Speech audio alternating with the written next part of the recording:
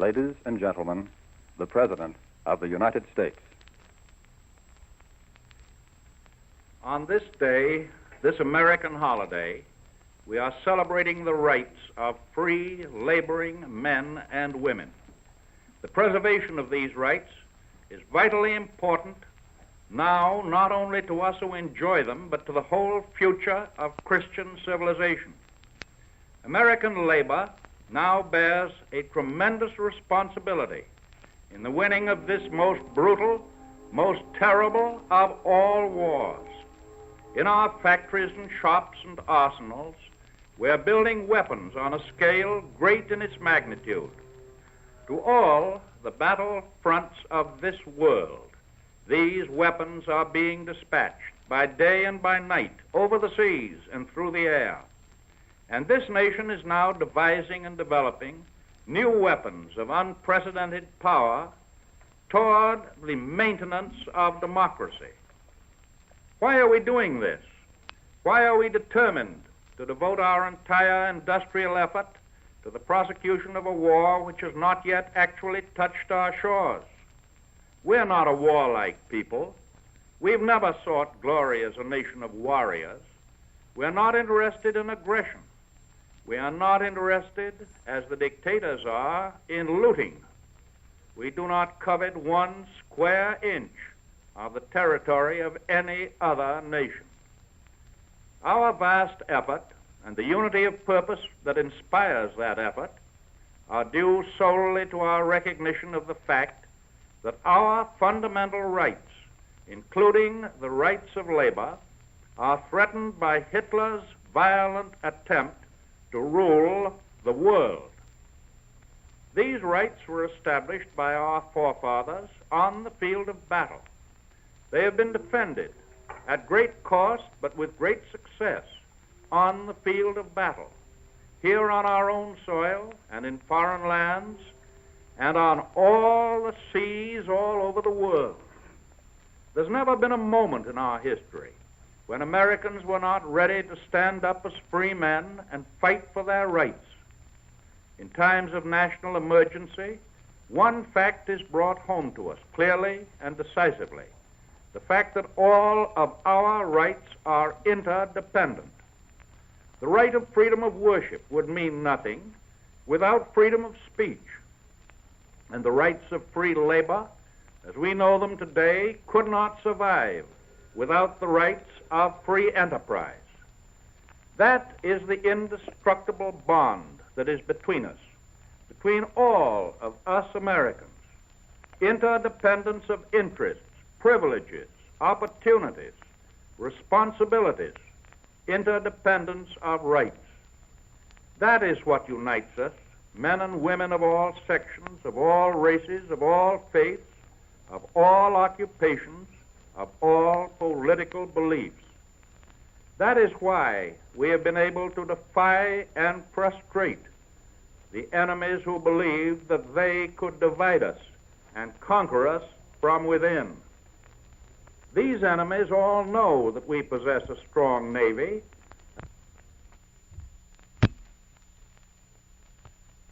strength. They know that that navy, as long as the navies of the British Empire and the Netherlands and Norway and Russia exist, can together guarantee the freedom of the seas. These enemies know also that if these other navies are destroyed, the American Navy cannot now or in the future maintain the freedom of the seas against all the rest of the world. These enemies know that our army is increasing daily in its all-round strength. These enemies know that today the chief American fighters in the battles now raging are those engaged in American industry, employers and employees alike. These enemies know that the cost of American production in the past year has shown enormous gains, and that the product of these industries is moving to the battlefronts against Hitlerism, in increasing volume each day. But these enemies also know that our American effort is not yet enough. and that unless we step up the total of our production and more greatly safeguard it on its journeys to the battlefields, these enemies will take heart in pushing their attack in fields old and new. I give solemn warning to those who think that Hitler has been blocked and halted, that they're making a very dangerous assumption.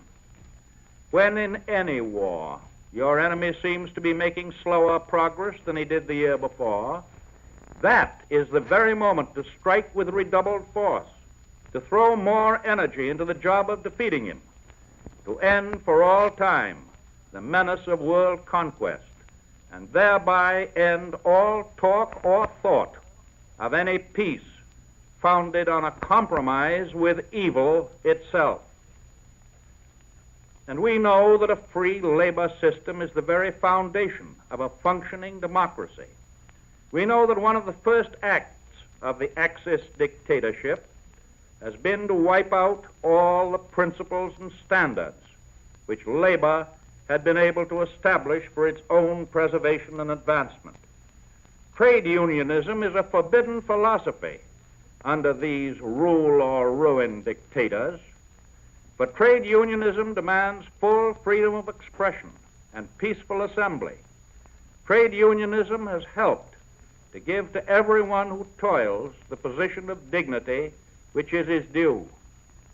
The present position of labor in the United States as an interdependent unit in the life of the nation has not come about by chance. It has been an evolutionary process of a healthy democracy at work. Hitler has not worked that way.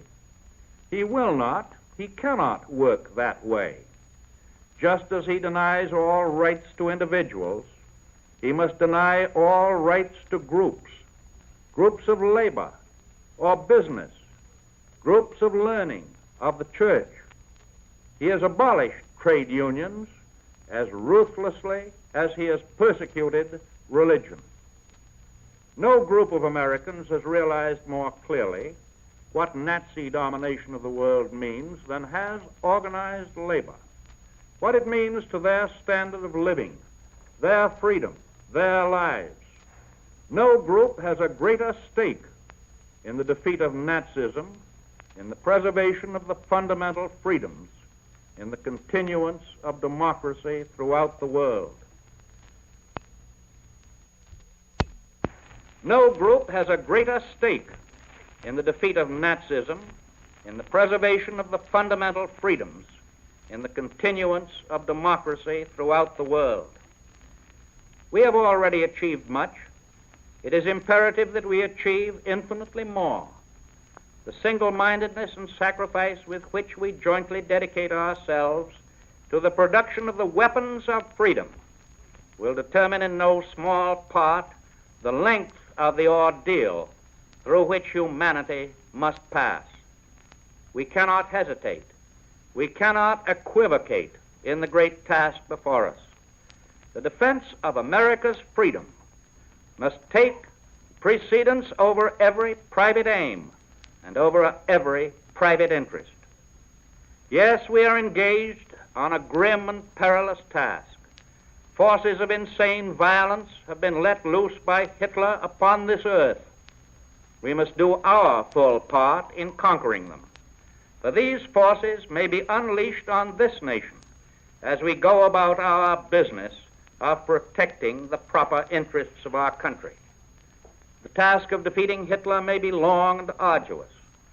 There are a few appeasers and Nazi sympathizers who say it cannot be done. They even ask me to negotiate with Hitler, to pray for crumbs from his victorious table. They do in fact ask me to become the modern Benedict Arnold and betray all that I hold dear. My devotion to our freedom, to our churches, to our country. This course I have rejected. I reject it again. Instead, I know that I speak the conscience and determination of the American people when I say that we shall do everything in our power to crush Hitler and his Nazi forces. American workers, American farmers, American businessmen, American church people, all of us together have the great responsibility and the great privilege of laboring to build a democratic world on enduring foundations.